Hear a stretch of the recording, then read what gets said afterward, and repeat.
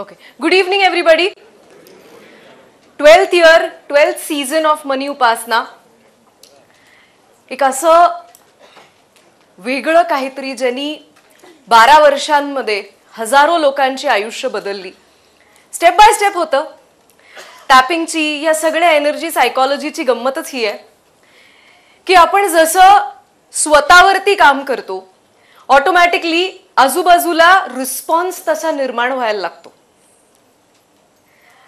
मला मगाशी एका आपल्यातच आहेत एक जण, त्यांनी मला एक प्रश्न विचारला की मी टॅपिंग करत होतो ही एखादी गोष्ट होऊ नये ह्याच्यासाठी आणि त्याची मला इतकी भीती वाटत होती आणि बरोबर तेच घडलं माझ्या बरोबर. असं का? कुठून तरी डबल आवाज सुरू आहे. बर, कारण पहिली गोष्ट तर टॅपिंग किंवा या सगळ्या गोष्टी मॅनिफेस्टेशन तंत्र नाही आहे. Tapping is a cleansing tool. Manifestation हा त्याचा रिझल्ट आहे. मनी उपासनामध्ये कुणाला अनुभव येत नाहीत जे रिझल्ट करता अख्खी मनी उपासना करतात की कुठून तरी प्लीज म्हणजे प्लीज युनिवर्स कुठून तरी पैसे येऊ देत. आणि जे लोक क्लेन्झिंग करता मनी उपासना करतात. क्लेन्झिंग का? कारण एनर्जी सायकोलॉजीच्या सगळ्या सिद्धांतांनुसार माझ्या आयुष्यात एखादा प्रॉब्लेम का निर्माण होत असेल, कारण कुठेतरी तो प्रॉब्लेम निर्माण करणारा ब्लॉक माझ्यात आहे. मग तो ब्लॉक कदाचित कॉन्शियस असेल, सबकॉन्शियस असेल किंवा अनकॉन्शियस असेल, मला नाही माहिती. पण कुठेतरी हा ब्लॉक माझ्या सिस्टीम मध्ये आहे आणि म्हणून ही अशी रियालिटी माझ्या आयुष्यात निर्माण झाली आहे. ज्या वेळेला आपण क्लेन्झिंग करता सगळे थेरपीज करायला लागतो ऑटोमॅटिकली आपली जशी फ्रिक्वेन्सी बदलते तसे रिझल्ट्स देखील बदलायला लागतात. We are the nucleus of our life. हे कळणं खूप अवघड आहे. आपल्याला असं वाटतं की माझ्या आयुष्यात प्रॉब्लेम आहे बिकॉज समोरचा असा आहे, परिस्थिती अशी आहे. पण ज्या वेळेला आपण हे स्वीकारू शकतो की समोरचा असा आहे ना, काय माझ्यात काहीतरी आहे, मला माहित नाही. कधी कधी आपल्याला ते सापडतं. ते काहीतरी जे आहे ना ते कधी कधी सापडतं. कळतं आपल्याला की कदाचित काहीतरी लहान असल्यापासनं जी अवस्था मी बघत आले तसंच एक्झॅक्टली माझं लाईफ होतंय. Something is happening of that sort. मला काल मुंबईमध्ये एक मुलगी भेटली आणि ती मला म्हटली की तुम्ही हे जे सांगताय ना हे मला इतकं रिलेट होतंय. मी लहान असल्यापासनं माझ्या आईला इतकं त्रासात बघितलं. का तर माझ्या वडिलांना दारू प्यायचं व्यसन होतं. ते खूप चांगले होते पण ते रोज पिऊन यायचे आणि रोज तो सगळा तमाशा, आजूबाजूची लोक आमच्याकडे इतक्या केविलवाण्या नजरेने बघायचे की अरे अरे किती बिचारे आहेत, मे सगळं आहे, पैसा आहे, बाबा रेल्वेमध्ये आहेत, पण घरी येताना रोज अशी अवस्था असायची. आणि ती म्हटली की सुरुवातीला जेव्हा तिची अट एकच होती फक्त लग्न करताना की बाकी सगळं मरू दे, मला काय पाहिजे तर दारू न पिणारा पाहिजे. ही एकच अट, एकच. ती म्हटली आणि इतकं माझं डोकं फिरायचं ना. तो 6 महिन्यातनं एकदा कुठेतरी पार्टीला गेला की पिऊन यायचा. ते पण तो काहीतरी बिचारा मॅनेज करायचा हिला त्रास होऊ नये म्हणून. आणि ती म्हटली की तो एक गोष्ट घेऊन मी त्याला इतकं मॅग्निफाय करत गेले की हळूहळू आज परिस्थिती अशी आहे की तो रोज पितोय. आणि एक्झॅक्टली मी माझ्या आईला ज्या अवस्थेत बघितलं आज एक्झॅक्टली मी त्याच अवस्थेत आयुष्य जगते. आणि मला या गोष्टीचं खूप वाईट वाटतं की माझी मुलं रोज हेच बघतायत. सो माझ्या मुलांबरोबर पण कदाचित रोज हेच होणार आहे. मी काय करू? म्हटलं पहिली गोष्ट तर आपल्याला माहित नाही. मी हे तुला सांगतेय म्हणून तुला हे रिलेट झालं. ह्याला पेन प्लेजर मेकॅनिझम म्हणतात. Do you know what is pain pleasure mechanism? Pain pleasure mechanism म्हणजे आपण ज्या गोष्टीला सतत एक्सपोज होतो, ओके, ती चांगली असू दे किंवा वाईट असू दे, सतत एखाद्या गोष्टीला जेव्हा आपण एक्सपोज होतो, आपल्या पेशींना त्याच गोष्टींची सवय होते आणि आपल्या मेंदूला त्याच्यातून डोपामाइन मिळायला लागतं. जरी दिसताना वरवर हे सगळं फार वाईट दिसतंय, कुणीतरी असा विचार करेल का की मला त्रासदायक नवरा मिळू दे, मला दारुडा नवरा मिळू दे. But this is pain pleasure mechanism. हे सबकॉन्शियस अनकॉन्शियस प्रोग्रॅमिंग मधलं आहे. म्हणलं कदाचित आपल्याला त्या लेवलला जाऊन हे रिलीज करायला पाहिजे. तसंच जसं ह्या गोष्टी रिपीट होतात ना, तसंच आपल्या बरोबर पैशाचा देखील पेन प्लेजर मेकॅनिझम रिपीट होत राहतो. आपण लहान असताना जर सतत पैशाचा अभाव अनुभवला असेल, आता अभाव ही प्लस गोष्ट आहे का मायनस गोष्ट आहे? मायनस गोष्ट आहे की नाही? आपण ज्या वेळेला लहानपणापासून फक्त पैशाचा अभाव अनुभवलेला आहे, आपण कमवायला लागल्यावरती, आपण सगळं अनुभवायला लागल्यावरती आपण काय म्हणतो? काही होऊ दे, कॉम्प्रोमाइज मध्ये जगणार नाही.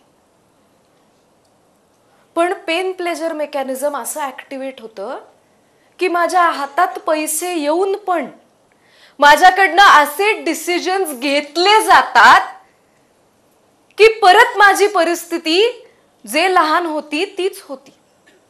त्यावेळेला काही 100 रुपयाकरता तरसायला लागत असेल, आज कदाचित काही हजारांकरता किंवा लाखांकरता तरसायला लागतं. पण बेसलाईन जो आहे लाईफचा, की तरसणं, कायम कमतरतेत जगणं, हा पॅटर्न तसाच राहतो. मनी उपासना is a journey that helps you to change all these programmings. कारण ह्या गोष्टी आहेत ज्याच्यामुळे पैशाचे प्रॉब्लेम्स निर्माण होतात. सो आपण कुठून तरी घबाड मला मिळू दे, मला लॉटरी लागू दे. जगात हा रिसर्च आहे की 99% ज्या लोकांना लॉटरी लागते ते पुढच्या 3 वर्षात कफल्लक होतात. का? कारण जेनेटिकली, कल्चरली, सोशली पैसे टिकवण्याचा प्रोग्राम नाहीये. लहानपणापासून जर कायम गरिबीत जगण्याची सवय असेल पेशींना, सो त्याचा जो सगळा अलाइनमेंट आहे, सेल्युलर अलाइनमेंट जी आहे आपली, ती पॉवर्टी कॉन्शियसनेसकडे, गरिबीकडे आहे. आपण दरवेळेला नकळत असेच डिसिजन्स घेणार की कुठेतरी पैसे अडकणार, कुणीतरी फसवणार आणि काहीतरी येऊन आपण परत त्याच सायकलमध्ये अडकणार. म्हणून आपण अशी बरीच माणसं बघतो की नाही की जी अशी चढतात, पण इथं जी स्टेबिलिटी आहे ही स्टेबिलिटी राहत नाही. कारण कंडिशनिंग नाही आहे. पैसे अनुभवायचं, ते टिकवायचं आणि ते मल्टिप्लाय करायचं. हे सगळं प्रोग्रॅमिंग जे आहे हे कदाचित पास्ट लाईफ असेल, मगाशी जसं आपण बघितलं कार्मिक असेल, जेनेटिक असेल. आईच्या गर्भामध्ये ज्या वेळेला आपण आईच्या शरीराचा भाग होतो, आईला जिथे जिथे भीती वाटली, आईला जसं जसं वाटलं, ते सगळं बाय डिफॉल्ट आपल्यामध्ये आलेलं आहे. आयुष्याची पहिली 6 वर्ष जशी होती, आपण प्रॅक्टिकली पैशाशी डील करत नव्हतो तेव्हा. पण आजूबाजूला अगदी जर बघा ना, परिस्थिती जर अशी असेल की आपल्या जन्माकरता पण पैसे नाहीयेत, आईला ऍडमिट करण्या एवढे पैसे नाहीयेत, आपण लहान असताना आपल्याला वॅक्सिन्स देण्याकरता पैसे नाहीयेत, कदाचित बेसिक गोष्टींकरता पैसे नाहीयेत, कुठेतरी हा ब्लॉक आपण घेऊन आलोय ना. असं का घडतं की काही लहान मुलांना ते प्रॅक्टिकली पैसे कमवायला काही करतात का, पण ते आल्यापासून एखाद्या घरामध्ये अशी भरभराटी सुरू होते की पहिल्या पोरांना काहीच मिळत नाही, यांना सगळं मिळतं. म्हणजे अगदी यांच्या मनात यायच्या आधी गोष्टी हजर असतात. कारण कदाचित तो हे पैशाचं कंडिशनिंग पास्ट लाईफमधनं घेऊन आलाय, जेनेटिक्समधनं घेऊन आलाय, आपल्याला माहित नाही. आपण प्रॅक्टिकली झगडतोय लाईफशी की कुठे टाकू म्हणजे मल्टिप्लाय होतील, कुठे घेऊ म्हणजे मल्टिप्लाय होतील. पण आज अख्खी जग दुनिया सायकॉलॉजी ऑफ मनीवरती बोलायला लागलीये, क्वांटम सायकॉलॉजी ऑफ मनीवरती बोलायला लागलीये. तुम्ही जर ट्रम्पचं पुस्तक वाचलं तर त्याच्यामध्ये ट्रम्प एक्झॅक्टली तेच सांगतो जे मनी उपासनामध्ये आम्ही शिकवतो. पण ट्रम्पला मनी उपासना करायची गरज नाही पडली, कारण त्याच्या रक्तातच ते होतं. Some people are lucky. अशी असतात ना माणसं की त्यांना खरंच आयुष्यात काहीच प्रॉब्लेम नसतात, आणि प्रॉब्लेम असले तरी त्यांचा जो बिल्ट असतो ना, मेटल, ज्या मेटलमधनं ते कास्ट झालेले असतात, ते मेटलच असं असतं की त्यांना जात्याच कळत जातं की मी नेमकं काय करायला पाहिजे. And when they become rich they put out a formula की मी हे केलं, हे केलं, हे केलं, हे केलं. इन रियालिटी ते करत असताना त्यांना ते माहितीच नसतं. ते त्यांच्या रक्तातच आहे, कुठून आलं माहित नाही. पास्ट लाईफ, जेनेटिक, वूम्ब, कार्मिक कुठून आलं माहित नाही, पण आलं. ज्या वेळेला आपण झगडतोय एखाद्या गोष्टीशी, याचा अर्थ काय की आपल्यामध्ये तो ब्लॉक आहे. आपण प्रॅक्टिकली पैसे कमवत असू किंवा नसू, पैसा प्रत्येकाला लागतो ना. सो पैसा जसा प्रत्येकाच्या आयुष्यात रिफ्लेक्ट होतो त्याच्यावरती कळतं की त्याच्या सिस्टीम मध्ये ब्लॉक आहे का नाही. आपण बघत नाही, काही माणसं अशी असतात की त्यांना खरंच पैसे कमवायला प्रॅक्टिकली काहीच करावं लागत नाही. बघितलं ना आपण, अशा कितीतरी सिरीज चालतात आजकाल. Fabulous lives, Bollywood lives, Bollywood wife's. They are born with that blueprint. They are born with that blueprint. पण आपण ॲज अ मिडल क्लास, तुम्हाला जर कोणी सांगितलं की पैसे कमवायला काही करू नका, युअर जस्ट तुमचं एक्झिस्टन्स बास आहे, तुमचं असणं बास आहे, पटेल का? पटेल का? पण हे एखाद्या राजा रजवाड्या घरात जन्माला आलेल्या मुलाला जर कोणी सांगितलं की तुला खरंच प्रॅक्टिकली काही करायची गरज नाहीये, तुझं असणं एवढं बास आहे तुला पैसे अनुभवण्यासाठी, त्याला पटेल का नाही? त्याला पटेल का नाही? का पटेल? का पटेल? कंडिशनिंग आहे. By default, by blood conditioning आहे. मग त्याच्यात आणि आपल्यात फरक काय आहे? आपल्यात कंडिशनिंग नाही ते. आणि दुर्भाग्याने लहानपणापासून आपण ज्या समाजात लहानाचे मोठे झालो, नोबडी एनकरेज्ड अस फॉर मनी. आपल्याला लोकांनी काय सांगितलं? तू अभ्यास कर, पैसे बिशे मरू देत, ते येतात. येतात का अभ्यास केल्यावर पैसे? कधीतरी कुणीतरी आपल्याला हे सांगितलं का की पैसे सोपे असतात?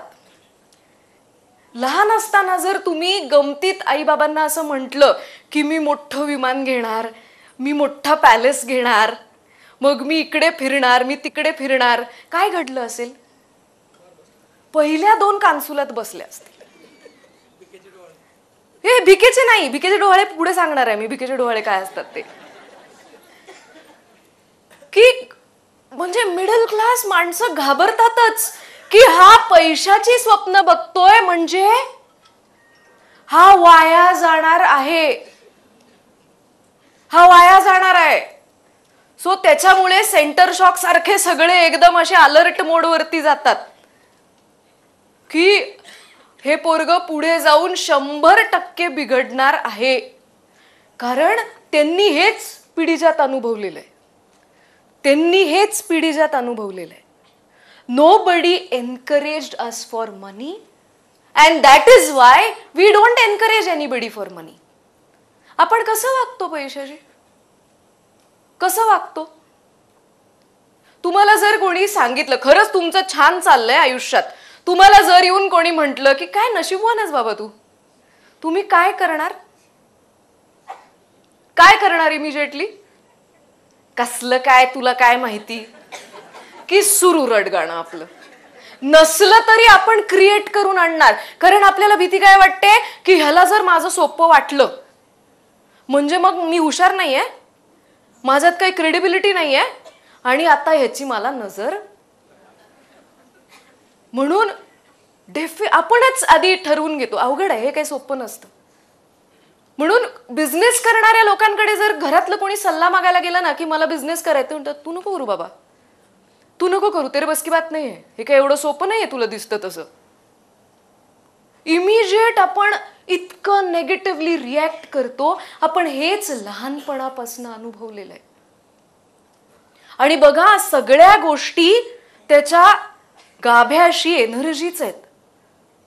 आपण वरवर म्हणतोय मला पैसे पाहिजेत, मला पैसे पाहिजेत, मला पैसे पाहिजेत, आणि आतून त्या पैशाबद्दल इतका रेझिस्टन्स आहे.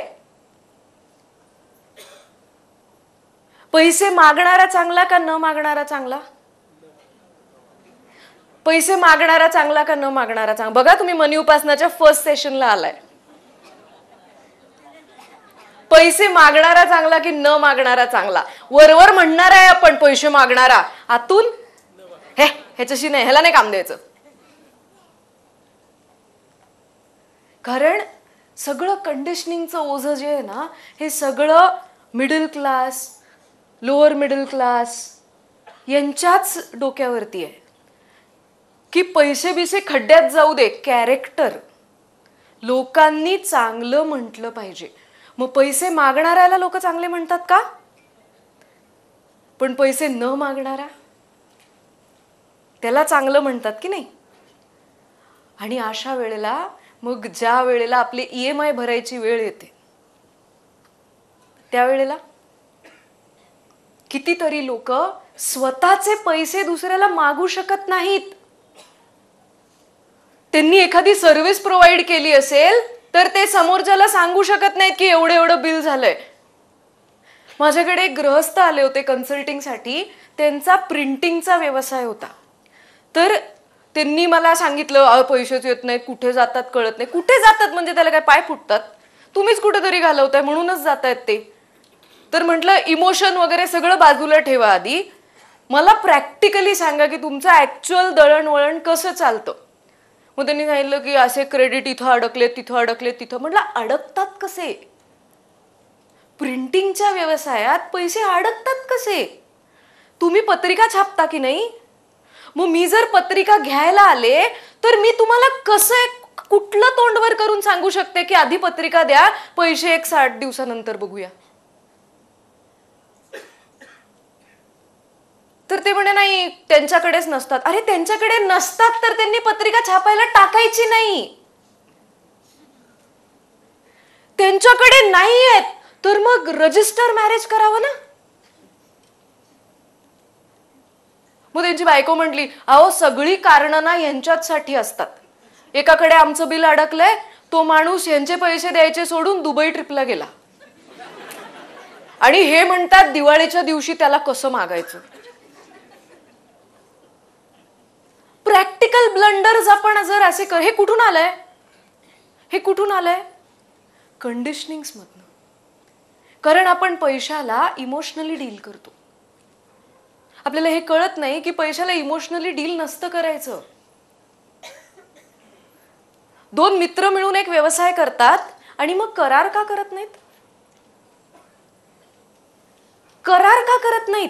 तो जर खरंच तुमचा मित्र असेल तर करार करायला त्याला वाईट वाटेल का? त्याच्या डोक्यात आधीच काहीतरी आयडिया आहे ना, म्हणूनच त्याला करार करायचा नाहीये. तुम्ही लोकांना का पैसे देता? सिंपल उत्तर आहे ना, कारण ते मागतात. आपले पैसे आहेत ना, आपण ठरवायचं की त्याचं काय करायचंय नेमकं, पण आपण देतो. तुम्ही विचार करा की आपण कोण आहे? आपण असे कोण धनाढ्य आहोत की आपल्याकडे कुणाला तरी पैसे मागायला लागतायत, बँका द्यायला बसलेल्या आहेत. सो हा माणूस बँक सोडून आपल्याकडनं का मागतोय? म्हणजे त्याची लोन फेडायची परिस्थिती नाहीये. आणि आपण चांगल्या माणसाचा मुखवटा घालून त्याला पैसे देतो आणि मग नंतर म्हणतो मी काय टॅपिंग करू मग तो पैसे दिले. These are practical blunders. Money Upasana helps you to recover all these things also. पण या पलीकडे मनी उपासना is an education to money. It's an education to handling money, जे आपल्याला कधी शिकवलं नाही कुणीच. तुम्ही कधीतरी कोणाला म्हणू शकता का की मला सगळ्यात जास्त आवडणारी गोष्ट आहे पैसे? इथे म्हणाल एक वेळ डेअरिंग करून, कारण सगळे एकाच कारणाने एकच गोष्ट शिकायला आलेले. पण तुम्ही असं तुम्हाला कोणी विचारलं की खरं सांग बाबा, तुला सगळ्यात जगात आवडणारी किंवा मजा देणारी गोष्ट काय? तुमच्या कॉन्शियस मध्ये पण पैसा येणार नाही. यू विल से काम, मला मदत करायला आवडते, मला माझं काम करायला आवडतं, मला हे आवडतं, मला ते आवडतं. पण सगळ्यात जास्त त्रस्त आपण पैशानीच असतो. 70% जगातले प्रॉब्लेम्स किंवा आपल्या आयुष्यातले प्रॉब्लेम हे पैशाचाच आजूबाजूला फिरतात. 70% पैशाचे प्रॉब्लेम जर मॅनेज झाले तर बाकीचं आयुष्य बऱ्यापैकी मॅनेज करता येतं. बघा, मी तुम्हाला काही एक्झाम्पल्स दाखवणार आहे. आपण मिळून एकत्र तो ब्लॉक शोधण्याचा प्रयत्न करूया की कसं आपल्याला लहानपणापासनं समाजाने कंडिशन केलेलं आहे. सो मी तुम्हाला एक प्रश्न दाखवेन, त्याचं उत्तर तुम्ही द्यायचंय, खरं खरं द्यायचंय. आणि कारण ते खरं उत्तर जर कळलं तर कदाचित तुमचा प्रॉब्लेम सुटेल. So let's go ahead. Money is, पटकन विचार नाही करायचा आहे. मनी इज हे जे फिअर. Very nice. पॉवर कोण म्हणतंय? जर आत डोकवा आणि बघा पेशींना पटतंय का. तुम्हाला माहितीये सेल्युलरली आपल्या पेशी काय म्हणतात? Show. Bad, difficult, problematic and cause of all evil. ठीक आहे, पुढे जाऊया. Is loving money right? Is loving money right? जरा डोकवा ना आत. जरा डोकवा आणि आजपासून स्टेटस ठेवा बरं, आय लव्ह मनी. शक्यच नाहीये, कारण इमेज एवढी ऍट स्टेक आहे. It's like saying I love Al Qaeda, असं काइंड ऑफ आहे ते स्टेटमेंट. आय लव्ह मनी असंच आहे आपल्याकरता. आणि सगळं अट्टाहास पैसे कमवायला करतोय.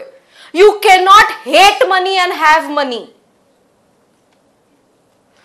कल्पना करा, एखाद्या माणसा तुम्ही मनापासून तिरस्कार आहे त्या माणसाचा, म्हणजे एक खून माफ असताना जगात. पण अशा व्यक्तीकडनं तुम्हाला प्रेमाची अपेक्षा आहे. तुम्हाला राग काय त्याचा? कारण तो प्रेम करत नाही. When you hate him, can he love you? नवरा बायको वरवर मॅनेजमेंटला आय लव्ह यू, हा ठीक आहे चल आय लव्ह यू, स्टेटस बिटस ठेवतात, सगळं करतात. आतून सगळ्यांना माहित असते की कधी एकदा you cannot hate money and have money. दोन कॉन्ट्रडिक्टरी इमोशन्स आहेत कम्प्लिटली. लव्ह मनी म्हणजे सकाळ संध्याकाळ नुसते पैसे पैसे पैसे असं नाही करायचं आहे. पण इंटरनली यू विल, हो मला मजा येते, पैसे आले की खूप मजा येते. पुढे पीपल विथ मनी आर, बघा हे लहानपणापासून ऐकत बघत आलोय.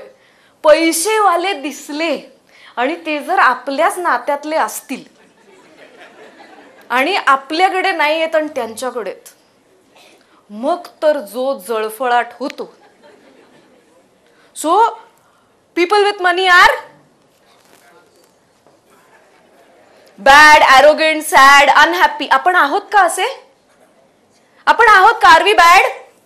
Are we arrogant? Are we sad? We are sad.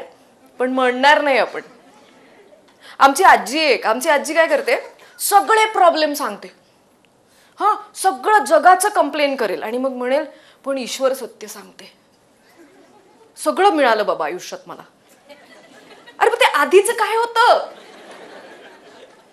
So आपण सगळं पैशाची बोंबा बोंब रोज करणार आणि नंतर म्हणणार बरे बाबा आपल्याकडे फार नाही येत, बरं आपल्याकडे फार नाही येत.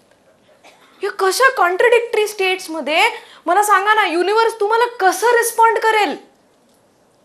मी एक दिवशी कुठलं तरी लेक्चर ऐकून येता तुम्ही आणि म्हणता येस मला 4 व्हीलर पाहिजे, पाहिजे पाहिजे सगळं विजन बोर्ड सगळं सगळं सगळं तयार करता. आतून कंडिशनिंग म्हणतो नको बाबा, 2 व्हीलरच आपण, आपली लायकी 2चीच आहे. 2-3 2-4 ते युनिव्हर्स एक 3 व्हीलर आणून देईल तुम्हाला. ते बिचारा एवढं कन्फ्युज. तुम्ही ठरवा आता त्या 3 व्हीलरचं काय करायचं तुम्ही. How can 2 such extreme contradictory states exist together? असे एनर्जीज राहू पण शकत नाही ना. तुम्ही कल्पना करा, तुम्ही एका अशा माणसाबरोबर राहताय जो एकदा एक बोलतो मग नंतर वेगळंच बोलतो. राहू शकाल का? सतत असा फ्लिप फ्लॉप मध्ये. एकदा तुम्हाला म्हणतो हो तू छान आहेस, लगेच शिव्या घालतो वरनं. राहू शकाल? Money is doing the same to us. पैसा का हुलकावण्यात येतोय आपल्याला? प्रॉब्लेम आहे तेव्हा आपण सगळं करणार, टॅपिंग करणार, सगळं करणार. स्थिरावले की परत कंडिशनिंग आपले उभे राहिलेच. आणि हे इतकं अनकॉन्शियस लेअर मध्ये आपल्याला हे कळतच नाही. नेक्स्ट, मनी कॉजेस. खूप गट्स लागतात हे म्हणायला. रिस्पॉन्स बघा आणि हॅपीनेस ऐकल्यावरती.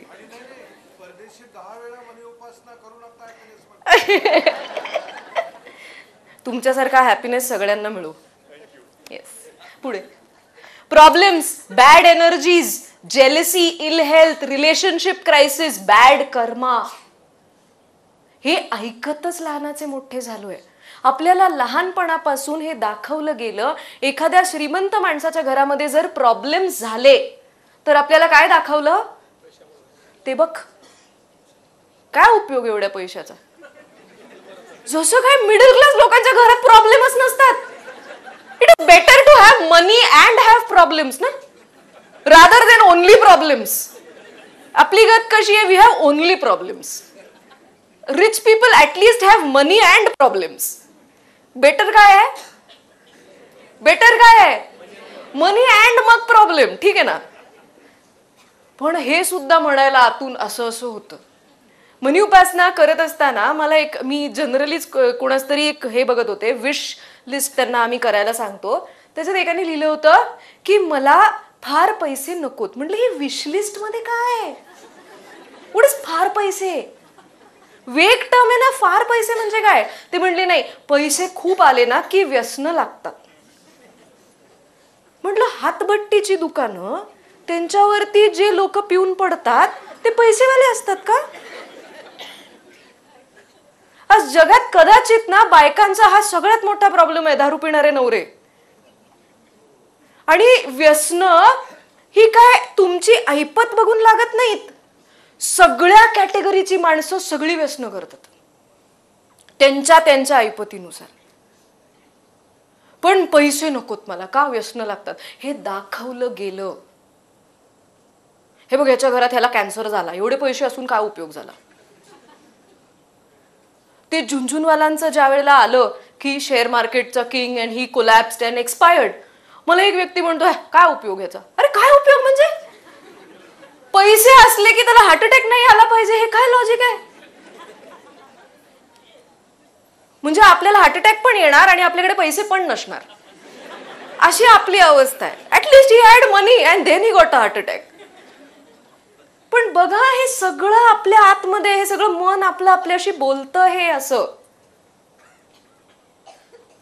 दिस इज रेझिस्टन्स. काय येत नाहीत ना, हा रेझिस्टन्स आहे. पुढे जाऊया. पैशाच्या मागे लागणारी माणसं हुशार असतात. पैशाच्या मागे लागणारी माणसं वाईट असतात की नाही? आणि मग आपण मनी उपासनाच करायला आलोय. बघूया उत्तर काय आहेत. वाईट, लबाड, स्वार्थी, दुष्ट, एकटी, दुःखी. डिप्रेशन काय फक्त श्रीमंतांनाच होतं? आज घरोघरी आहे. आज घरोघरी आहे. तुम्हाला कुठल्या गरीब माणसाने फसवलं नाही आजपर्यंत? फसवलं का नाही? अगदी शुल्लक रकमेसाठी असेल. मग का आपण सगळं असं श्रीमंतांवरच का करतो? माणूस म्हणला की सगळ्या प्रवृत्ती आल्याच ना. मग तो गरीब असू दे, मध्यमवर्गीय असू दे किंवा श्रीमंत असू देत, सगळ्या प्रवृत्ती असणार. पण आपल्याला हे कळत नाही.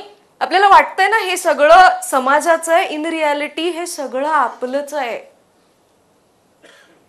या सगळ्या कारणांमुळे आपण सगळे एक, मगाशी आपण जी स्लाइड बघितली की नाही, की पोटेन्शियल एवढं मोठं आहे पण एक खुरटलेलं आयुष्य जगतोय.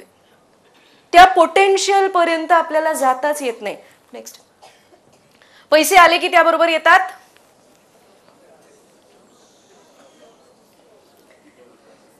खरं पैसे आले की काय यायला पाहिजे? मज्जा यायला पाहिजे की नाही? मज्जा यायला पाहिजे. पण आपली गत अशी आहे की बिचारे ते यायच्या आधीच त्याच्या वाटा फुटलेल्या असतात. आपण जरा हुश्य करतो की कोणतरी तडमडतच घरामध्ये आपल्या, की त्याचं हॉस्पिटलायझेशन. कोणतरी यायच्या आधीच मागायला उभेच असतात आपल्याकडे. पण मग बाकीचे कसे एन्जॉय करू शकतात? बघूया याचं उत्तर काय आहे. आता मला सांगा, मनी इज एनर्जी. वरवरच्या स्तरावरती आपण म्हणतोय की नाही नाही पैसा असला पाहिजे यार, पैसा असला पाहिजे, आणि इंटरनली हे सगळं आहे. तो कसा टिकेल? टिकेल का?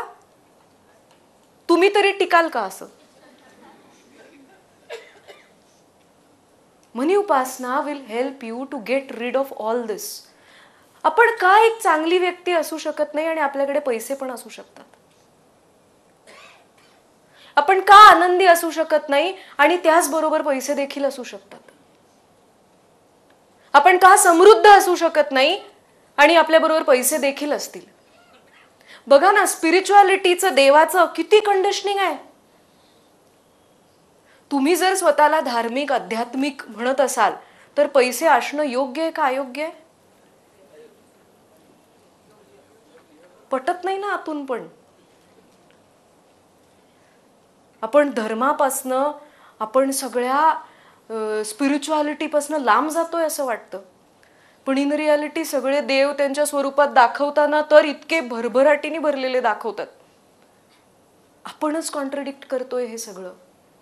तुम्हाला एक इमेज दाखवते मी, आणि बघा तुमच्या आतमध्ये त्याचं काय रिफ्लेक्शन निर्माण होतं. हे बघितली असेल ना तुम्ही slide? You all must have seen this, right? 22 crores worth watch. काय वाटतं मध्यमवर्गीय पुणेरी माणसाला? काय वाटणार? काय वाटणार सांगा बरं मला. Let me see how Punekar are you, how much. काय फालतूपणा आहे ना. एक्झॅक्टली. काय करणार त्याच्यात वेळच दिसणार ना. 22 कोटी रुपये का घड्याळ घाला. तो आमिर खानचा डायलॉग आहे ना त्या 3 इडियट्स मध्ये, की 200 रुपये की आहे, टाइम उतना ही दिखाती है. आपल्याला ह्याच गोष्टींचं कौतुक आहे. तुम्ही अंबानींचा उदो उदो करावा असं मला म्हणायचं नाहीये. ती माणसं आहेत शेवटी, सो सगळंच असणार आहे. पण इतका जात्यात तिरस्कार आहे आपल्या आतमध्ये पैशाबद्दल, पैसे खर्च करणाऱ्या लोकांबद्दल. त्याचं स्वतःच आहे ना, ते त्यांनी ठरवावं मी कुठे घालायचे पैसे. इन रियालिटी रिलायन्स सारखी कंपनी भारतामध्ये 3.5 लाख प्लस लोकांचं घर चालवते. कशाला म्हणतात 3.5 लाख घरं? आज ही अशी माणसं जर भारतामध्ये नसली तर भारताचं दळणवळण कसं चालणार? सर्वसाधारण माणूस पैसे कसे वाचवता येतील याचाच विचार करतो. तुम्हाला माहितीये, एक घड्याळ बनवायला, या कॅलिबरचं घड्याळ, काय क्राफ्ट्समनशिप लागते. जर्मनीमध्ये, स्वित्झर्लंडमध्ये घराणी आहेत अशी जे मॅथमॅटिशियन्स आहेत. It is very complicated to make these watches. आणि मग त्याच्यात वापरलं जाणारं metal, gold, silver, platinum, rubies, जे काय असेल ते, एक एक घड्याळ बनवायला त्यांना कितीतरी महिने लागतात. तुम्ही विचार करा त्याच्यावरती सबलाईन किती इंडस्ट्री अवलंबून असेल. आपण सगळे फार हे करतो की नाही, की आपण वेस्ट काहीच करत नाही, पैसे वेस्ट करायचे नाहीत, शॉपिंग इज काय फालतूपणा आहे. In reality shopping is a very very serious business. आपण काही वेस्ट करत नाही, आपण चांगली माणसं आहोत. आपण कशाचे कपडे वापरतो? पॉलिएस्टर वापरतो. पुढे पुढे. हे वीवर्स जे आहेत ना, ह्यांची घरं कोण चालवतो माहितीये? ही पैसे असलेली माणसं. ती पैठणी आहे जी 2 लाख प्लसची आहे आणि ह्यांच्याचकडे 8 लाखाची येते. ती अनिता, ती अंबानींकडे आहे. पण मी मुद्दाम तो फोटो टाकला नाही, कारण तुम्ही म्हणाल मग अंबानींचंच उदो उदो करायचं का. We are programmed to hate. We are programmed to hate constantly. अख्खी इकॉनॉमीचं दळणवळण ह्याच्यावरच चालतं ना. कोविडमध्ये तुम्ही इमॅजिन करू शकणार नाही असे असे बिझनेसेस बंद पडले, कारण सगळे एकमेकावर अवलंबून आहेत. नारायण मूर्ती आणि सुधा मूर्तींचं एक कॉन्व्हर्सेशन आहे, त्याच्यामध्ये आपल्याला सुधा मूर्ती खूप आवडतात की नाही? का आवडतात? एक्झॅक्टली, कारण 25 वर्षात त्यांनी एकही साडी विकत घेतलेली नाही. नारायण मूर्ती त्यांना म्हणतात की पैसे असणारी व्यक्ती जर असं वागायला लागली तर उद्योगधंदे चालणार कसे? ते तिला म्हणतात की तू बिझनेस क्लासनी जा ना. तर ती म्हणते बिझनेस का इकॉनॉमी, मला जायचं इंग्लंडला, एकाच वेळेला पोहोचवणार ना, मग मी माझे पैसे वाचवते की. त्यात ते तिला म्हणतात की तुला गरज आहे का पैसे वाचवायची? आपण ह्या थॉट लेवलला कधीच पोचू शकत नाही. याचा अर्थ इथून बाहेर गेल्यावर पहिलं मार्केट गाठायचंय असं नाही. ती उधळ्या प्रवृत्ती जी आहे ना आपली, हा बॅलन्स असला पाहिजे. ज्या वेळेला हेमा मालिनी 2.5-3 लाखाची पैठणी घेते, काही कर्ज काढून घेतलीये का? That may be just 10% of her revenue. म्हणायचं काय आहे मला की वी आर प्रोग्राम. किती सहज आहे ना आपल्याकरता. कुणी जर मोठा एखादा बर्थडे केला, इमिजिएट रिस्पॉन्स काय असतो आपला? हे काय माज आहे.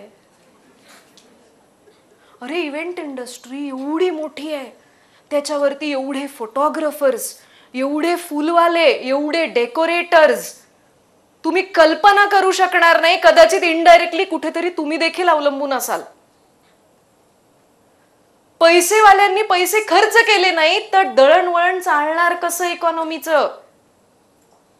कोविडमध्ये सगळ्यात मोठा फटका बसला शूज इंडस्ट्रीला. आणि कुठले शूज माहितीये? जे पेन्सिल हिल्स बनवतात. कोविड सुटल्या त्यांनी सगळे stocks at throw away prices काढले, कारण एवढी इन्व्हेंटरी.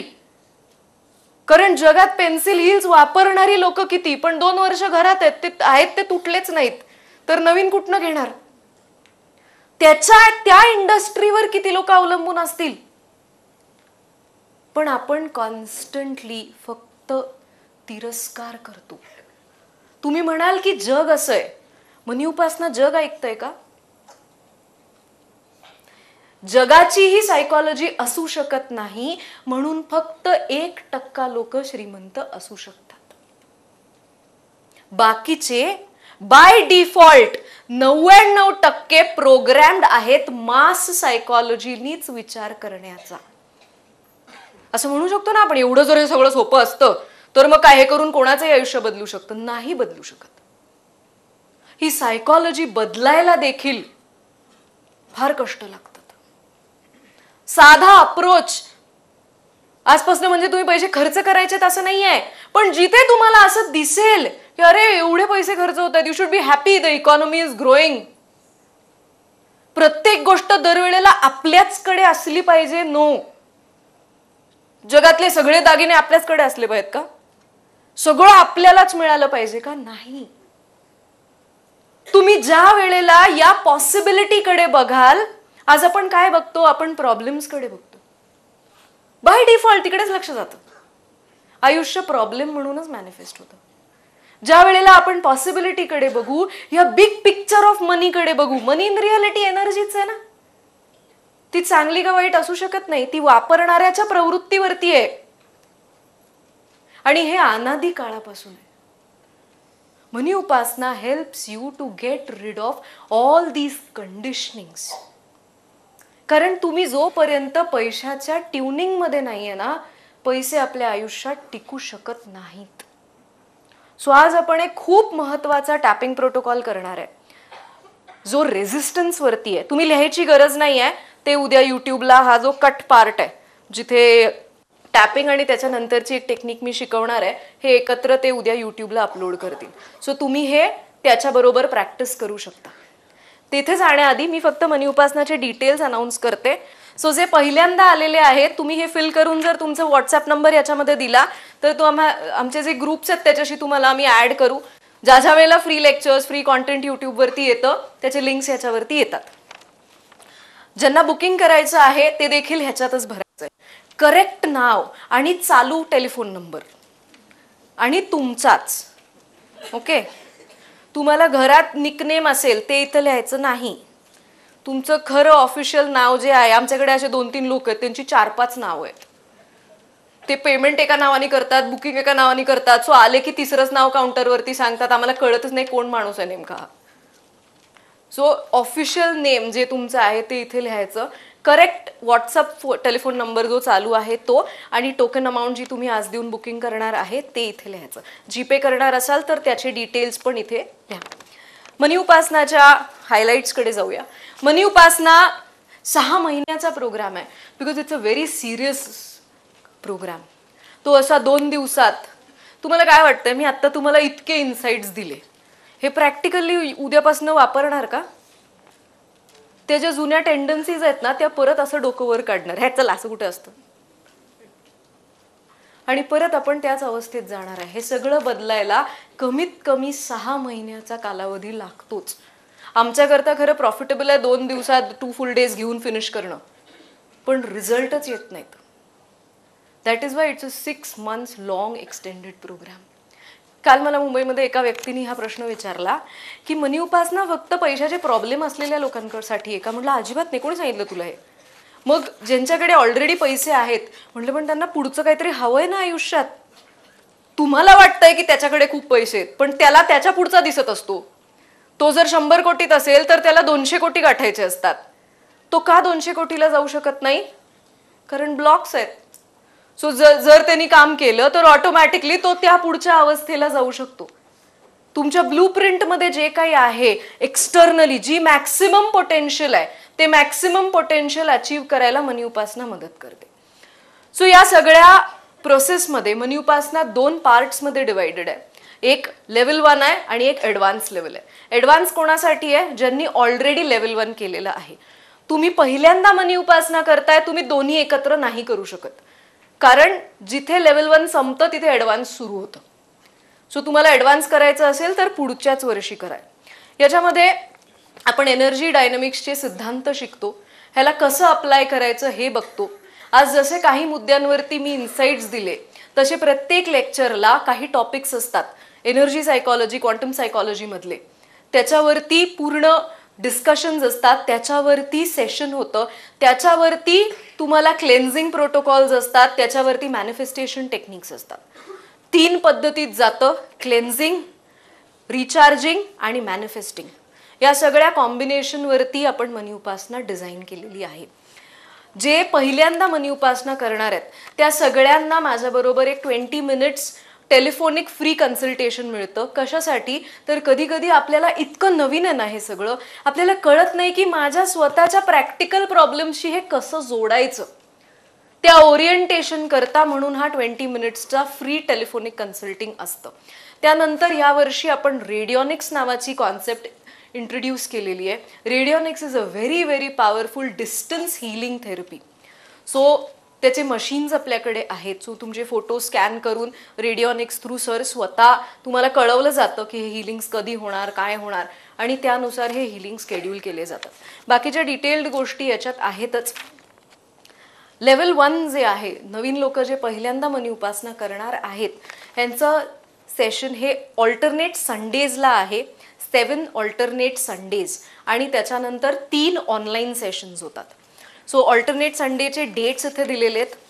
आणि पहिला जो आपला प्रोग्राम आहे, फक्त फर्स्ट जो आहे 16 तारखेचा, हा कंबाईन सेशन आहे ॲडव्हान्स आणि बेसिक, कारण पहिलं ओरिएंटेशन सेशन आहे त्याच्यामुळे कंबाईन सेशन आहे. विश्वभवनला हा होईल सकाळी 9 ते 2 मध्ये. बाकीच्या सगळ्या वेळेला पहिली जी बॅच आहे लेव्हल 1 ची ते सकाळी 9:30 वाजता सुरू होते, 12:30 वाजता संपते. पुढची ॲडव्हान्सची बॅच जी आहे ती 1-1:30 वाजता सुरू होते, 4:30 वाजता संपते. हे सगळे कार्यक्रम होणार गणेश हॉलला, new English school, Tilak road. Alternate Sundays. Money उपासना दोन्ही टाईपमध्ये अवेलेबल आहे, ऑफलाईन पण आणि ऑनलाईन पण. ऑफलाईन म्हणजे तुम्ही प्रॅक्टिकली येऊन वर्कशॉप्स करता, ऑनलाईन म्हणजे तुम्ही घरी आपला जो प्लॅटफॉर्म आहे, आपलं जे ॲप आहे त्याच्यावरती हे सेशन्स अपलोड होतात. तुम्ही घरी तुमच्या कन्व्हिनियन्सनुसार करू शकता. पण ideally offline is much better, कारण ऑनलाईनमध्ये खूप कॉम्प्रोमाइज्ड असता तुम्ही. हातात फोन असतो, एका स्क्रीनवरती काहीतरी बघत असतो, मागे कोणतरी ओरडत असतं, घरात 100 विषय असतात. ऑफलाईन इज रिझल्ट ओरिएंटेड असेल तर जास्त ऑफलाईन इज मच बेटर. पण जे पुण्यात नाहीच आहेत, पुण्याला ट्रॅव्हल नाही करू शकत, अशा सगळ्यांकरता मनी उपासना ऑनलाईन पण अवेलेबल आहे. ऑफलाईन लेव्हल 1ला 100 सीट्स आहेत, ॲडव्हान्सला 100 सीट्स आहेत. 100च्या वरती ज्यांचं ज्यांचं बुकिंग येईल या सगळ्यांना कंपल्सरी ऑनलाईनला शिफ्ट व्हावं लागेल, बिकॉज काही ऑप्शन नाही, हॉलचं रिस्ट्रिक्शनच तेवढं आहे. ओके, पुढे फी स्ट्रक्चरकडे जाऊया. बाकीचे काही कन्फ्युजन असेल, एनी डिटेल्स, मिलिंद आहेत बाहेर, तुम्हाला काउंटरवरती ते सगळं एक्सप्लेन करतील किंवा उद्या तुम्ही कॉल केला तरी सांगू शकतील. ऑफलाईन जे करणार आहेत, तुमचं एखादं सेशन जर मिस झालं, गावाला गेलाय, काहीतरी इमर्जन्सी झाली, तर ह्या सगळ्याचा फॉलोअप तुम्हाला रेकॉर्डेड सेशन्समध्ये दिला जातो त्याच व्यक्तीला जी ॲब्सेंट आहे. सो ती एक 20 दिवसाकरता सेशन असतं, तुम्ही त्याच्यामध्ये ते कधीही बघू शकता. यानंतर दर सोमवारी अख्खे 6 महिने प्रॅक्टिस सेशन्स असतात. का? कारण तुम्ही करत नाही. सो करवून घेण्याकरता दर सोमवारी प्रॅक्टिस सेशन्स असतात. सो जे ऑनलाईन करतात ते पण जॉईन करतात. काही डाऊट्स असतील तर तुम्ही त्या सेशन्समध्ये विचारू शकता. पुढे जाऊया. लॉन्चिंग फी ऑफ मनी उपासना इज 47,999. तुम्ही आज 1000 रुपये देऊन जर बुकिंग केलं तर तुम्हाला 10,000चं डिस्काउंट मिळतं. Your fees come straight down to 37,999. हे पैसे तुम्ही 2 इन्स्टॉलमेंट्समध्ये भरू शकता.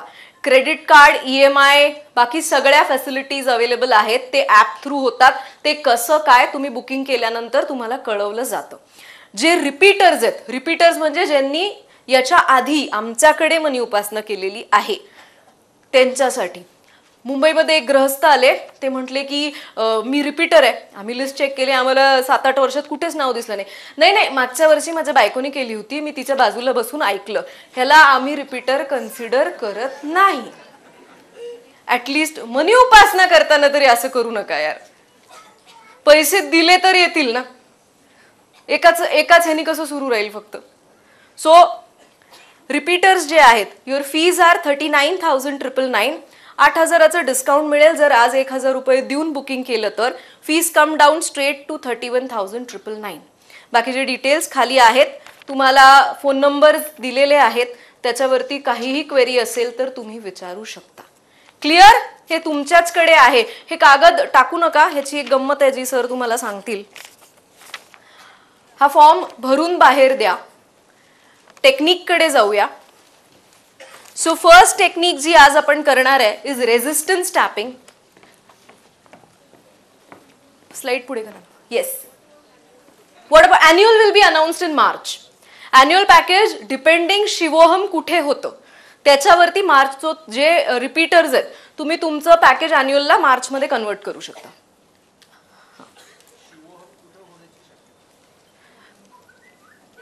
We are trying Dharamshala. We don't know if it works. Shivoham money उपासना धर्मशालेला नाही होणार आहे.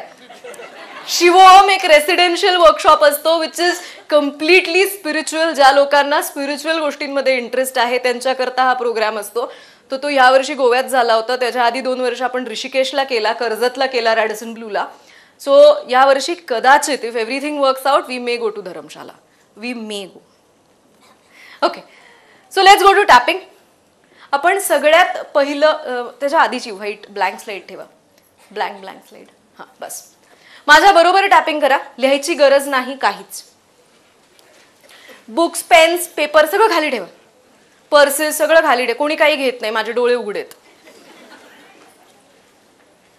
Let's start. चलो, ज्यांना टॅपिंग माहित नाही 7 डेज मिरेकल टॅपिंग यूट्यूब चॅनलवरती बघा. अफलातून रिझल्ट्स आहेत त्याचे आणि रोज प्रॅक्टिस करा. स्टार्ट. माझ्या सिस्टीममध्ये प्रचंड रेझिस्टन्स आहे चांगल्या गोष्टी अनुभवण्यासाठी.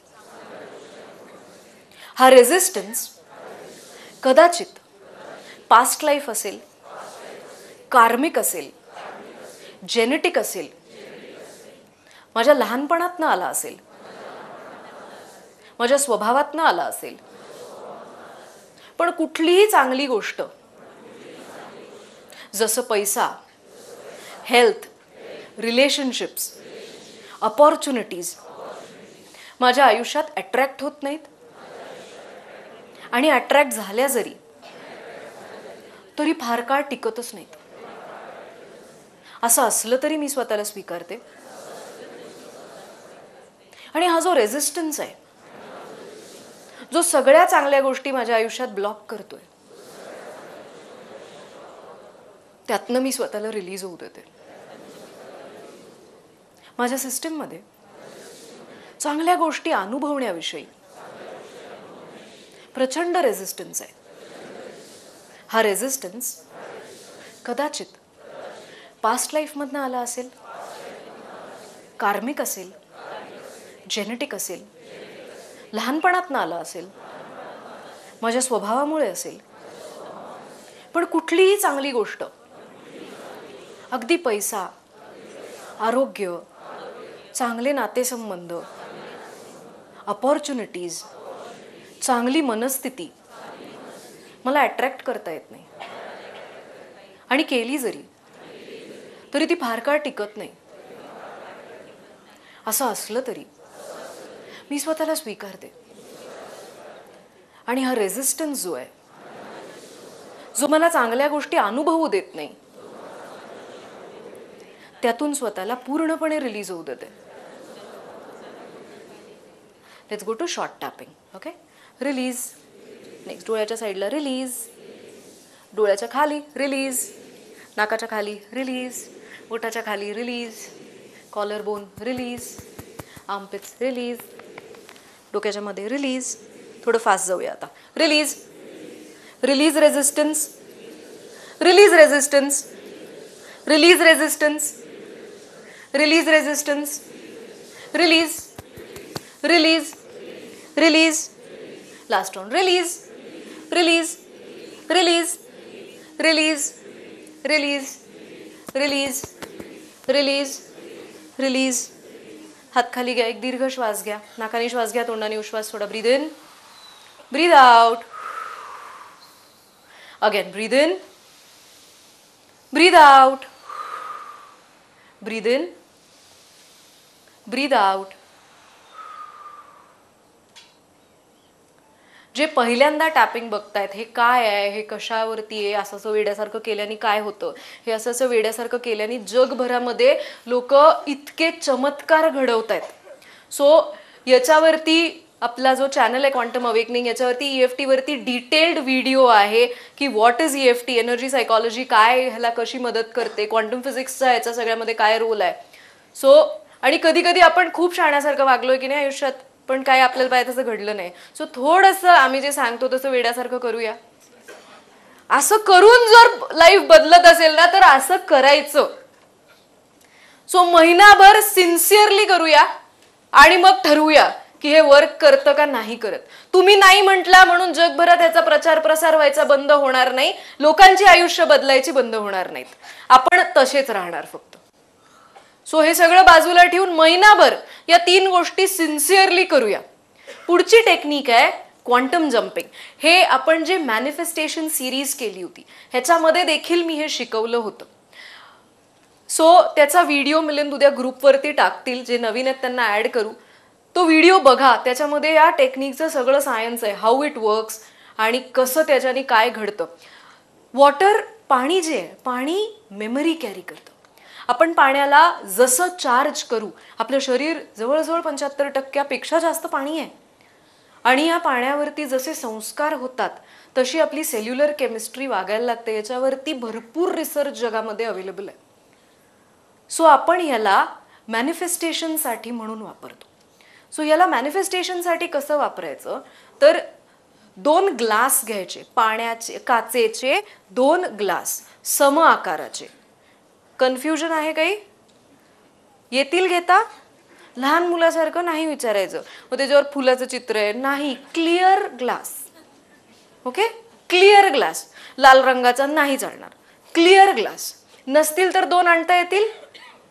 हां, सो आणि 2 पोस्टिक्स घ्यायचे. पोस्टिक्स माहिती आहे, जे आपण फ्रीजवरती नोट्स वगैरे लिहायला चिकटवतो की नाही, येलो ग्रीन रेड कलरचे असतात, नोट्स लिहितात त्याच्यावरती. स्टेशनरीमध्ये कुठेही मिळेल. पोस्ट स्टिक असं म्हटलं की स्टेशनरीमध्ये कुठेही मिळेल. माझा जो व्हिडिओ आहे युट्यूबवरती त्याच्यामध्ये मी दाखवलेलं आहे ते ॲक्च्युली पोस्टिक्स कसे दिसतात. सो हे स्टेशनरीत कुठेही मिळतात. ओके, सो 1 पोस्टिकचा गठ्ठा आणायचा स्वतःसाठी. पैसे खर्च करणं इकॉनॉमीला चालवतोय आपण. स्वस्त स्वस्त करून आपण ज्या वेळेला स्वस्त हॉटेल्समध्ये जातो, ही जी महागडी हॉटेल्स आहेत त्यांचा जो ॲम्बियन्स आहे, जी सर्व्हिस आहे, तिथं तुम्हाला इंग्लिश बोलणारे वेटर असतात. हे बिचारे हॉटेल मॅनेजमेंट करून आलेले आहेत. ही हॉटेल्स जर बंद पडली तर हॉटेल मॅनेजमेंट करणाऱ्या लोकांना नोकऱ्या कोण देणार?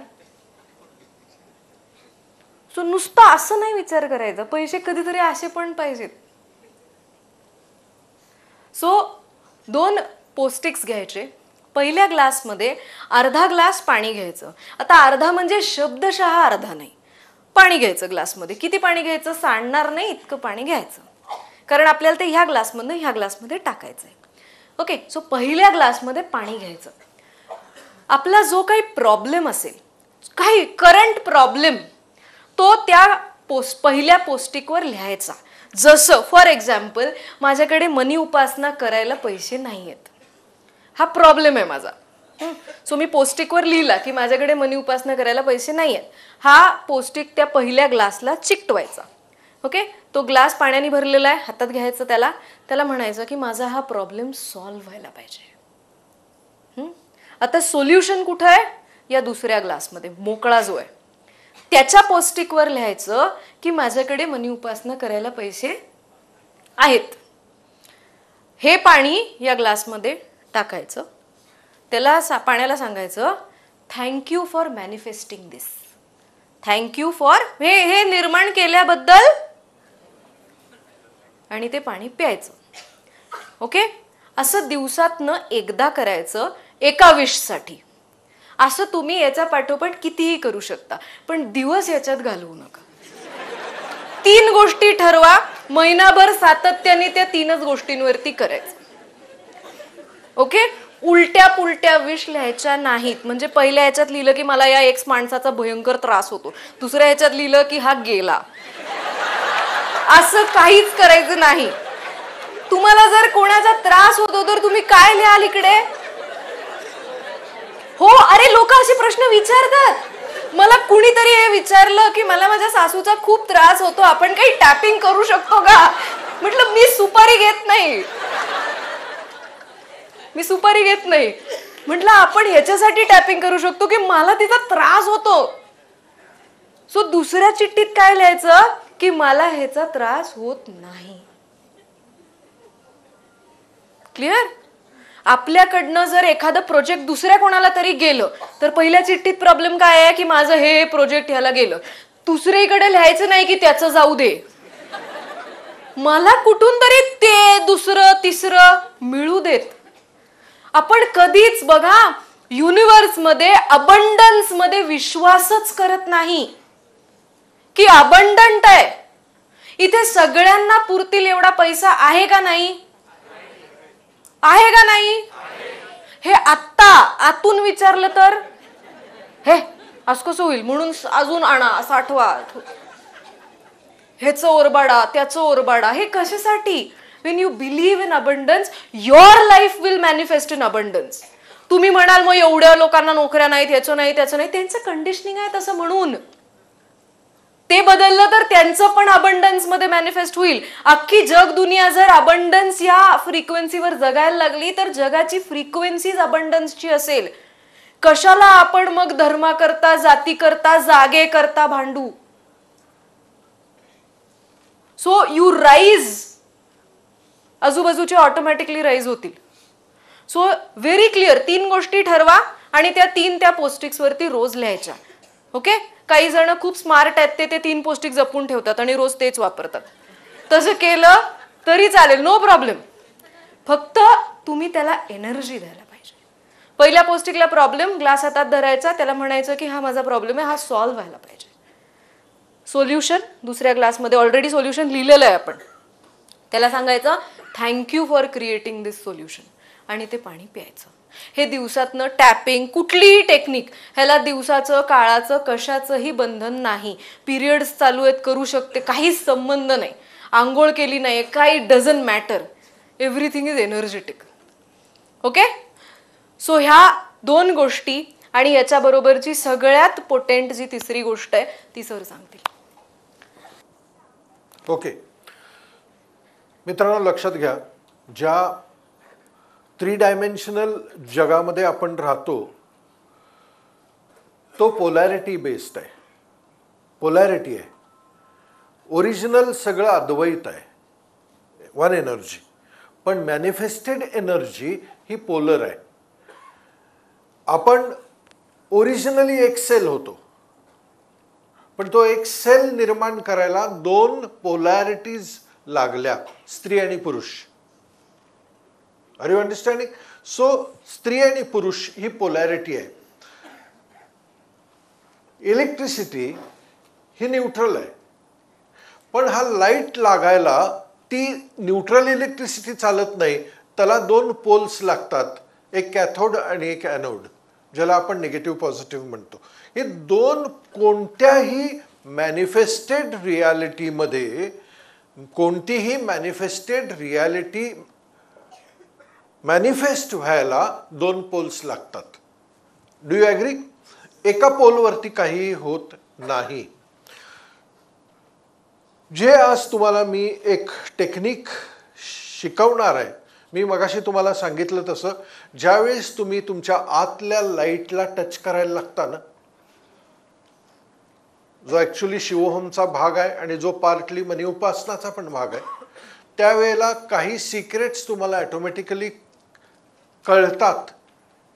हे मी तुम्हाला आधी सांगितलेलं आहे. त्यापैकीच हा एक भाग आहे. हे धन आकर्षण यंत्र आहे. बेसिकली हे यंत्रच अतिशय रेअर आहे.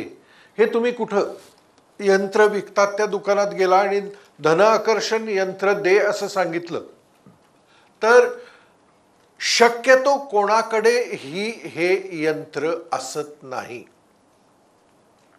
श्रीयंत्र, कुबेर यंत्र, आणखीन कसली कसली यंत्र, बाकीची 100 यंत्र असतात.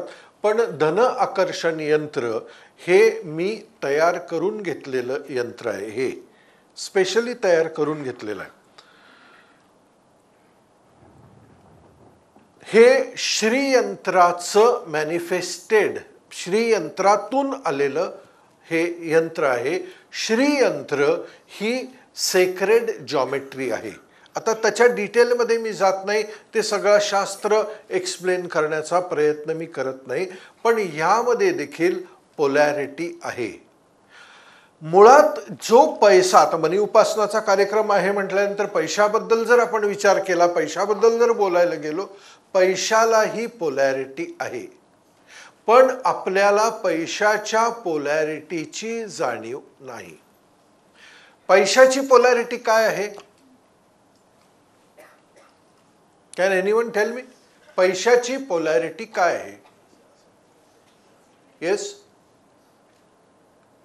Have you ever thought? आपल्या सगळ्यांना पैसे पाहिजेत की नको आहेत? आपल्या सगळ्यांना बल्ब लावायचा आहे. आपल्याकडे वायर काढली, आपण त्या होल्डरमध्ये घालून वायर काढली आणि त्या प्लगच्या एकाच भोकात जर वायर घातली आणि लावायला लागलो तर तो लागेल बल्ब?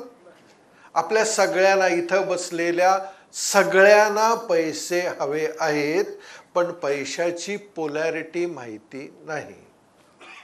सो आपल्याला माहिती आहे पण आत्ता सांगत नाही आहे कोण, कारण त्यांना सुचत नाही आहे. आपण इनडायरेक्टली ती पोलॅरिटी फार रिमोटली वापरतो. डू यू नो पैशाची पोलॅरिटी काय?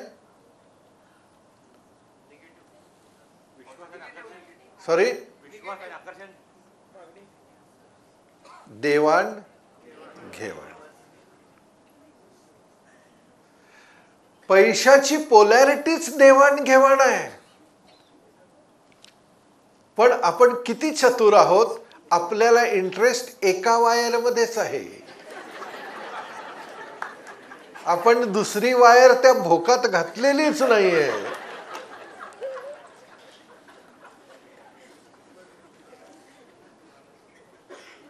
आणि म्हणून आपल्याकडे ज्यावेळेस आपण सगुण ईश्वर देवळात वगैरे कुठेही जातो, जे श्रद्धास्थान आहे आपलं, तिथं आपण या दोन्ही पोलॅरिटीज एकत्र करतो. हे दोन्ही पोलॅरिटीज एकत्र करतो. पण इलेक्ट्रिसिटीमध्ये जशा दोन पोलॅरिटीज बरोबर तिसरी पण पोलॅरिटी असते, ती कुठली आहे? अर्थिंग. तसे हे दोन पोलॅरिटी आपण वापरतो. दोन म्हणजे त्या 15 एम्पियर मध्ये हे घालून देखील बल्ब लागतो. पण 15 एम्पियर मध्ये पॉवर जास्त असते, जिथं 3 लागतो, जिथं अर्थिंग पण लागतं. परमेश्वराजवळ नुसता तुम्ही 15 एम्पियरचं कनेक्शन वापरताय की 5 एम्पियरचं वापरताय, ह्याच्यावरती रिस्पॉन्स असतो. 15 एम्पियरचं कसं वापरायचं, ह्याचं अर्थिंग काय? अरे इंटरेस्टिंग आहे, करून बघा. म्हणजे सगळं एक्सपिरियन्शियल आहे, हे काय लेक्चर प्रवचन नाही आहे. हे दोन पोलॅरिटीज आहेत, कॅथोड आणि anode. Where is the earthing? Sorry, डोकं. अरे डोकंच वापरायचं नाही आहे. द थर्ड आय नाही, the earthing is in the sense of Soham, आत्मतत्व. हे काय कळत नसेल तर कोहम ते सोहम अवश्य वाचा. आणि ज्यावेळेस आत्मतत्व कळून तुम्ही अर्थिंग कराल, यू विल डायरेक्टली 15 एम्पियरचा करंट जाईल. आता 5 एम्पियरवर काम करताय. Anyway, that is a different thing. So ह्याला पण पोलॅरिटी आहे. ही पोलॅरिटी चार्ज ह्याला द्यायची कशी? काय करा, हो ओके, स्लाइड दिसते.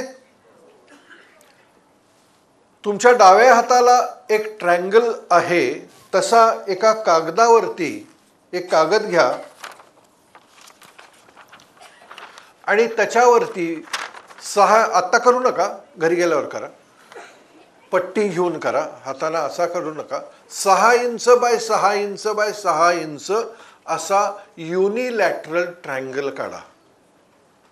आता हे जर तुम्ही बघितलं तर ह्याला एक सिक्रेट कोड आहे. कोणी बघितलाय? बघितलाय? कुठला आहे? हा, ह्याच्या वरती 9 आहे, याच्या इथे 3 आहे आणि याच्या इथे 6 आहे. 3 पॉइंट दिसतील तुम्हाला. हे तुम्हाला कदाचित डोळ्यांनी दिसणार नाहीत. कॅमेरा जर तिथं धरला तर तुम्हाला त्यातले 9, 6, 3, 9, 3, 6, 9, 3, 6 हा सेक्रेट कोड आहे. आणि ह्याच्याबद्दल आणखीन तुम्हाला जर बघायचं असेल, अध्यात्मामध्ये हे आहे, पण ह्याचा शोध निकोलस टेस्लानी लावला. 936 अँड निकोलस टेस्ला असं एक सर्च द्या गुगलवर. काय म्हणतो बघा या 936 वरती. सो त्या ट्रायंगल तुम्ही जो काढाल, त्या ट्रायंगल वरती तसा 9, 3 आणि 6 लिहायचं. कळलं? आणि त्याच्या बरोबर सेंटरला हे चिकटवायचं. चिकटवलं. आता तो कागद चिकटवलेला, हे आकर्षण यंत्र चिकटवलेला कागद आता आपण पोलराइज करायचा आहे. असा हात धरायचा, त्याच्यावरती तो कागद ठेवायचा. हे कॅथोड आहे अशी जर आपण कल्पना केली तर त्याच्यावर परत दुसरा हात ठेवायचा, ॲनोड लावला आपण. म्हणजे आपण 2 एनर्जी करंट, त्याला बायो एनर्जी करंट दिलेला आहे. ते ॲक्टिवेट करायला आपल्या पूर्वजांनी एक भारी आयडिया काढली होती. त्याच्याबद्दल फारसं लोकांना माहीत नाही, पण स्टील ती म्हणजे त्यांनी हे ॲक्टिवेशनला आणखीन एक ॲडिशनल चार्ज दिला बीजमंत्रांच्या माध्यमातून. You know what beejmantra are? जाऊ दे, माहीत नसेल तर डोंट बॉदर. मी 2 बीजमंत्र सांगणार आहे. आता हे 2 पोल्स वेगळे आहेत ना, मेल आणि फिमेल आहे. फिमेल संपत्तीचा फिमेल रिप्रेझेंटेशन कोण आहे? लक्ष्मी आहे. आणि मेल रिप्रेझेंटेशन कोण आहे? विष्णू आहे, नारायण. बरोबर. सो वेन यू डू दिस, त्याला ॲक्टिवेट करायला लक्ष्मीचा जो बीजमंत्र आहे तो उच्चारायचा आहे. आता तो उच्चारायचा नुसता तोंडाने उच्चारायचा नाही आहे, त्याच्यासाठी जरासं क्रिटिकल आहे, पण टिल अंडरस्टँड. आणि हे सगळं आता शूट व्हायला लागलंय, त्यामुळे ह्याचा व्हिडिओ उद्या यूट्यूबवरती येईल. नाही तुम्हाला कळलं तर परत तो बघा. तो उच्चारायला आणखीन एक तिसरी एनर्जी त्याला वापरायची आहे, सूक्ष्म प्राणायामाच्या माध्यमातून. सूक्ष्म प्राणायाम म्हणजे नाकाला बोट न लावता केलेला प्राणायाम. मग आता ऐका, हे केलं तुम्ही. आता डाव्या नाकपुडीतून श्वास घेताना श्रीम अशा ध्वनीची कल्पना करायची आणि तो श्रीम उजव्यातून जाऊ द्यायचा. उजव्यातून परत आत घ्यायचा क्लीम. क्लीम हा विष्णूचा बीजमंत्र आहे. Kleem you take from the right and leave from the left. परत लेफ्टमधून shreem, leave from the right. Kleem, leave from the left. कळलं? डावीकडून श्रीम आत गेला, बाहेर आला. उजवीकडून क्लीम आत गेला, बाहेर आला. ऑल्टरनेट करायचं नाही आहे.